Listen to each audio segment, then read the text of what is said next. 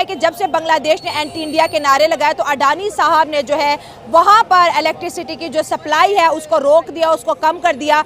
और load shedding की वजह से बांग्लादेश की टेक्सटाइल इंडस्ट्री 700 से लेके 1000 तक टेक्सटाइल इंडस्ट्रीज बंद हो चुकी हैं।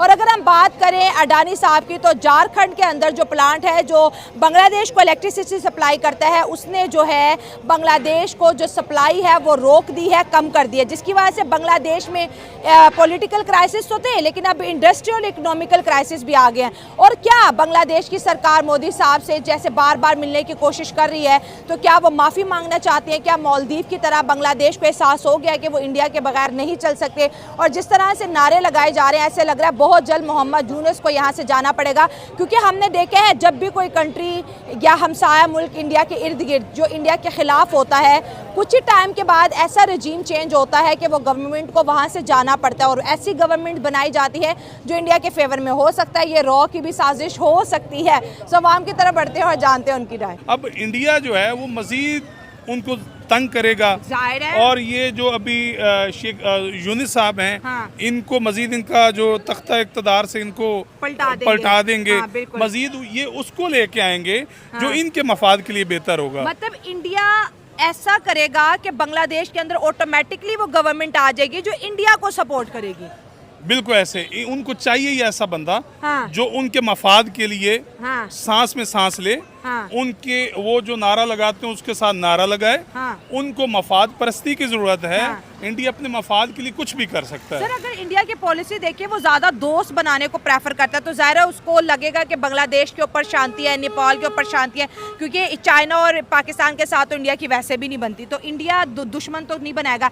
लेकिन इकोनॉमिकली इतना प्रेशराइज इस वक्त बांग्लादेश हो चुका है कि मुझे लगता है कि अगर मोदी साहब मोहम्मद यूनुस से मिलने का फैसला कर दे तो यूनुस साहब तो पैरों में बैठ जाएंगे, जो हालात हो गए हैं बांग्लादेश के। मोदी साहब फैसला मेरा ख्याल है नहीं करेंगे, लास्ट टाइम रिजेक्ट कर दिया था कि नहीं मिलना यूनुस से। मोदी कभी भी नहीं उनसे मिलेगा, हाँ। और यूनुस साहब को घर ही जाना पड़ेगा, सच में रियली तो इसको, हाँ, उसकी हाँ। क्योंकि जहाँ वहाँ की जो स्टैब्लिशमेंट है, हाँ। उनको भी वो बंदा चाहिए जो इन्वेस्टमेंट लेके आए, हाँ। उनकी वजह से तो अभी जो यूनुस साहब हैं, जो उसने अपने डिसीजन लिए, जो फैसले किए, इस तरह तो जिस तरह ये अडानी साहब हैं या और लोग हैं, ये तो अपनी इन्वेस्टमेंट निकाल लें तो फिर बांग्लादेश में रह क्या गया? कुछ भी नहीं। बल्कि बांग्लादेश में हमारे पाकिस्तानी लोगों ने काफ़ी इंडस्ट्री बनाई है वहाँ पे, हाँ। तो इस तरह तो बांग्लादेश में क्राइसिस फैलेगा, मजीद वहाँ पे तबाही का शिकार होगा। तो बांग्लादेश की आर्मी को भी इंडिया की इन्वेस्टमेंट चाहिए ही चाहिए। वो तो पहले भी कर रहे हैं और मजीद भी करेंगे। तो फिर इंडिया के खिलाफ नारे क्यों लगाए थे, जिसका इंडिया को आपको देखिए बड़ा दुख है कि भाई हमने इनको पाला, हमने इनको हर चीज़ दी, वीज़ा दिए, इनके ऊपर इतनी हमने जो है नवाजिशें की, और बदले में इन्होंने इंडिया के खिलाफ नारे लगाए, बदले में इन्होंने गद्दारी के नारे लगाए। जिस तरह एक छोटे से बच्चे को वालिदैन पालते हैं, हाँ। तो कल को वालिदैन के सामने उठ के खड़ा हो जाए तो वालिदैन बर्दाश्त करेंगे, हाँ। वो तो उसको देश निकाला देंगे, उसको घर से निकाल देंगे।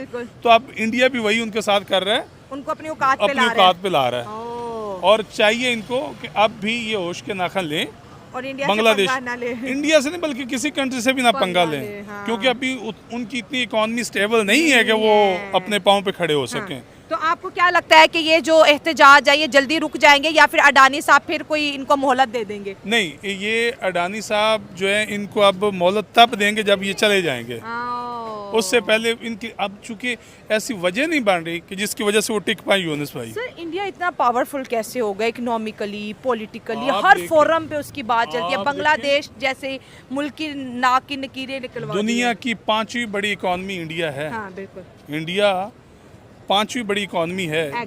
और अब देखें लोग बाहर के जो कंट्री है वो इंडिया में आके इन्वेस्टमेंट कर रहे हैं। एग्री, हाँ। क्योंकि उन्होंने अपने जो लोगों को टैक्स फ्री, मतलब कुछ टैक्स में छूट दी, हाँ, है, और अपना उनको बिजनेस का मौका दिया है कि आए आप इन्वेस्टमेंट करें, हम आपके लिए हर लिहाज से आपके साथ खड़े हैं। और वहाँ की इन्वेस्टमेंट, वहाँ पे लोग जाके इन्वेस्टमेंट कर रहे हैं और उनका मुल्क खुशहाल हो रहा है दिन ब दिन। अभी आपने देखा होगा 1-2 दिन पहले इंडिया ने बयान दिया कि अगर पाकिस्तान हमारे साथ दोस्ती रखे तो इनको IMF से कर्जा लेने की जरूरत ना पड़े। तो इसका मतलब ये कि हमें ही कह रहे हैं। हालांकि आप देखिए पाकिस्तान वो मुल्क है जो कि कुछ साल पीछे चले जाएं तो ये कर्जा देने वालों की लिस्ट में था। जर्मनी, जापान को इंडिया, ये पाकिस्तान ने कर्जा दिया। हाँ। आज हम बाहर के मुल्कों से कर्जा ले रहे हैं। कोई भी बड़ा कंट्री है उसके मफाद के साथ या उसके अगेंस्ट जाएंगे तो वो वक्ती तौर पे आपको दबाएगा, दबाने की कोशिश करेगा। उसके सबसे जो एक सॉलिड वेपन होता है उसके पास, वो इकोनॉमिक होता है कि आप इकोनॉमिकली जो किसी को वीक कर लें या सैंक्शन लगा दें उस पर, ठीक है, उस पर पाबंदियाँ लगा दें, वो ट्रेड की सूरत में हो, कोई एड की सूरत में हो, किसी भी सूरत में हो, उसको फाइनेंशियली आप वीक कर दें तो फिर आप उससे अपने मुतालबे जो मनवा सकते हैं वापस अपने ट्रैक पे लेके आ सकते हैं। मतलब कि ये तो पूरी वर्ल्ड में है। जैसे ईरान पे बहुत सारी सैंक्शंस हैं, ठीक है, और पाकिस्तान पे हैं। अब पाकिस्तान ईरान से गैस नहीं ले सकता, अफ़गानिस्तान पे इतनी सैंक्शंस रही। क्या है कि जब भी आप किसी बड़े कंट्री के मफाद के अगेंस्ट जाएंगे तो इस तरह की प्रॉब्लम्स तो आएंगी। मतलब आप ये कह रहे हैं कि जो बांग्लादेश है वो इंडिया के खिलाफ गया तो उसको सामना, क्योंकि अडानी साहब ने तो उनको प्रॉपर बिजली देना बंद कर दिया कि पहला लोन दे, और उस लोन में से भी वो $150 मिलियन ही चुका पाए हैं। अब ये कि जो बांग्लादेशी थे वो इंडियंस के ज़्यादा करीब थे बनिस्बत के पाकिस्तानीज़ के, क्योंकि उनके लिए बॉर्डर भी ओपन था, बहुत सारी उनकी ट्रेडिंग भी थी, लोकल ट्रेडिंग भी। जैसे हम नहीं क्रॉस कर सकते इंडिया का बॉर्डर, हम जा नहीं सकते, हम इंडिया के साथ, लेकिन बांग्लादेशी जाते थे।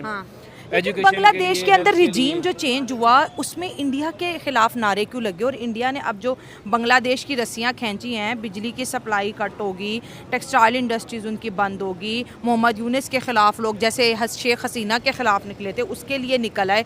क्या सबक हासिल होता है इन तमाम चीज़ों से कि कितनी बड़ी पावर है पड़ोसी? इंडिया तो इस वक्त वैसे इकोनॉमिक पावर है, क्योंकि बहुत ग्रो कर रहा है। दुनिया मानती है अब इसको? दुनिया मानती है अब उसको, क्योंकि इंडिया का हाथ है, मतलब किसी भी कंट्री की डेवलपमेंट में, मतलब कि आप मिडिल ईस्ट में ले लें, सारा उसके हाथ में है, ठीक है। और इसी तरह अब उसकी इंडस्ट्री IT इंडस्ट्री है या उसकी ऑटोमोबाइल इंडस्ट्री है, बहुत ज़्यादा ग्रो कर रही है।